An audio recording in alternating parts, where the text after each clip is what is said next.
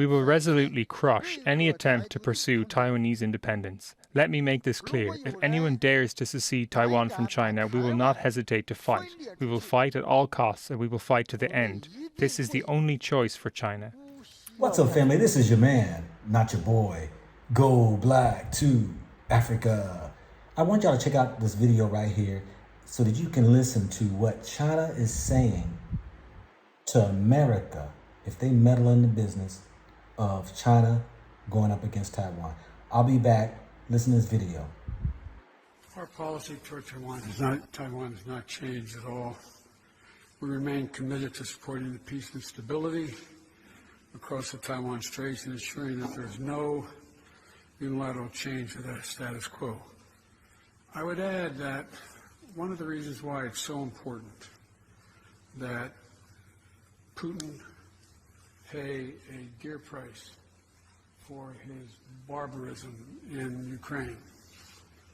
The idea that on your station today and every other station in America, they're showing bombings of every school, no military purpose, schools, hospitals, daycare centers, all the things, museums, blowing up all the museums.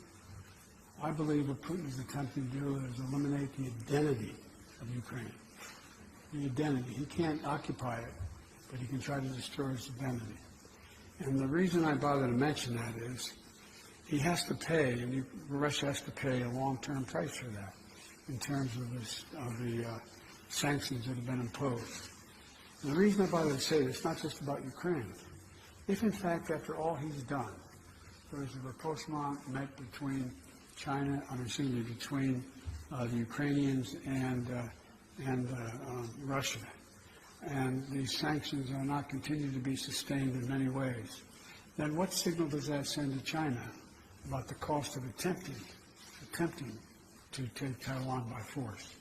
They're already flirting with danger right now by flying so close and all the maneuvers they're undertaking. But the United States is committed. We've made a commitment.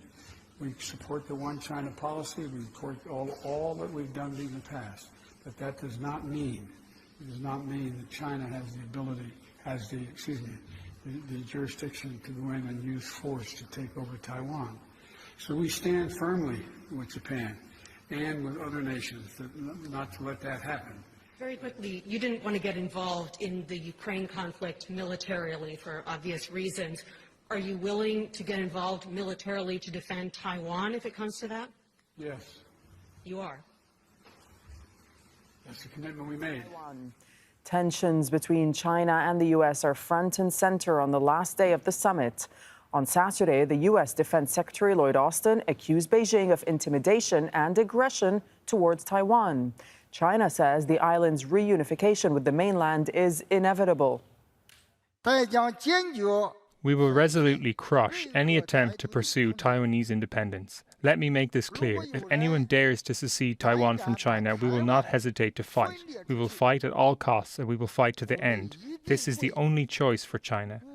Well, we have two correspondents covering this story. Adrian Brown is in Hong Kong. But first, let's bring in Jessica Washington. She's joining us live from that summit taking place in Singapore right now. So what more did the Chinese foreign minister have to say, Jessica? In just a short speech, he covered a range of topics, mostly discussing the regional flashpoints. But throughout the speech, he made a point of really contrasting the way China describes the U.S. approach in the Asia-Pacific versus what Beijing's approach is. He characterized Beijing's approach as one that is inclusive, one that is supportive to helping the region develop, one that has serious ties with the region and is respectful of the region, versus the way he characterized Washington as a meddling, unhelpful partner in the region. Apart from, of course, those strong quotes on Taiwan, the minister also talked about other contentious issues, such as the South China Sea. He raised that he himself and his counterparts in ASEAN have successfully been able to manage these issues, and that that freedom of navigation is in fact not under threat, as the US minister said yesterday in his address. He also added, when talking about the South China Sea, that it is important that countries that are actually in the region should prevent countries that are outside the region from turning these waters into troubled seas. So throughout the speech, really a message that the Asian region is for Asia to manage and that the US should really not meddle in its affairs. China also the Chinese minister also throughout the speech accused Washington of attempting to bully China. That was something that he alluded to many times throughout the speech. He also stressed that Beijing would never bully other countries in the region, and he really stressed that that is the point of difference between Washington and Beijing's approach. All right, thank you so much. What do you think? Let me put on my military hat. 20 years military retired, worked in intel, worked in security forces, all them things there. But let me tell you this right here. China, when they say they want to crush America, is not necessarily talking about military weaponry. But they know they'll have, war on their hands seriously on that matter. Not to say that they wouldn't, but what they would do to crush America is stop shipments. America is so reliant on China that if China decided like that no more exports leaving out of their country will go to America, how many people would be up in arms, will be suffering? You think about it. Practically 90% of the things are made in China, whether it's from your appliances, whether it's for your automobiles, whether it's your clothing, whether it's from all the things that Walmart has and anything else that you find in department stores. Majority of that stuff comes from China. Wouldn't that crush the economy? Wouldn't people be upset, mad? What effects would that have on the economy? Can you imagine hospitals are not able to get equipment parts? Your vehicle now begins to wither away. Appliances break and you're not able to get things in. You talk about empty shelves for baby's formula or women's tampons, you will seriously see an empty shelves that are in stores.